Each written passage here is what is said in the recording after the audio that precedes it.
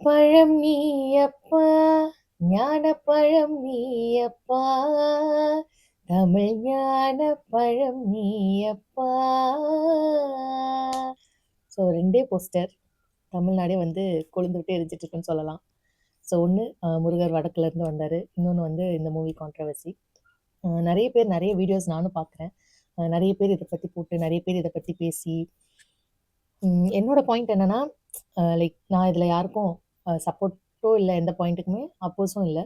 அம் எல்லா மனிதர்களும் ஒண்ண நோக்கி ஓடிட்டுருக்கோம் நம்ம. சம்ஹவ் அது வந்து போய் முடியிற விஷயம் வந்து பணமா இருக்கு. ஸோ பணத்த நோக்கி ஓடிட்டுருக்கோம். ஒரு டைரக்டர் ஆகட்டும், ஒரு ஆக்டர் ஆகட்டும், சாதாரண நம்மள மாரி மனுஷங்கள் ஆகட்டும், ஹூஎவர் இட் இஸ். நம்ம அத நோக்கி ஓடிட்டே இருக்கோம். அப்ப அதில இருக்கவங்க அந்த ட்ரெண்டுக்கு ஏத்த மாரி, இப்ப நம்ம ஒரு பிசினஸ் பண்ணா கூட, இப்ப என்ன ஃபேமஸ் ஆயிட்டுருக்கு? இப்ப என்ன பண்ணா மக்கள் வாங்குறாங்க அதிகமா? எத எத வாங்குறாங்க? அப்படின்னு பார்த்து தான் நம்ம பண்றோம். ஆப்வியஸா அவங்களும் அதே தான் பண்ணிட்டுருக்காங்க. ஸோ இப்ப நம்ம அதிகமா அப்சஸா இருக்கிறது முருகர் மேல. உங்களுக்கே தெரியும். வடபழனி கோயிலுக்கு போனா அவர பார்க்க முடியலங்க. காலங்காத்தால 6 மணிக்கு அங்க இருந்தா, ஏதோ தெய்வாதீனமா அவர பார்த்துட்டு வெளிய வர முடியுது. மத்தபடி ஆனா முடியல. ஸோ அந்த அளவுக்கு நம்ம அப்சஸ்டா இருக்கோம். ஸோ இப்ப ஆப்வியஸா அததான் கையில எடுப்பாங்க ஒரு கான்ட்ரோவர்சிக்கோ. நல்லதுக்கும் சரி, கெட்டதுக்காகவும் சரி, அத தான் கையில எடுப்பாங்க. ஏன்னா இந்த சொசைட்டி அப்படி பில்ட் ஆகிருச்சு. லைக் என்ன ஒரு விஷயம் வருதோ, அந்த விஷயத்த வச்சு சம்பாதிக்கணும். அவ்வளோதான் மெயின் தாட், வேற எதுவுமே இல்ல. ஈவன் இத பத்தி இப்ப நெறைய எவிடன்ஸ்லாம் எடுத்து போடுற நெறைய பேரோட வீடியோஸ் கூட லேக்ஸ் கணக்குல வியூஸ் போது. அவங்களுக்கு காசு வருது. அவ்வளோதான்.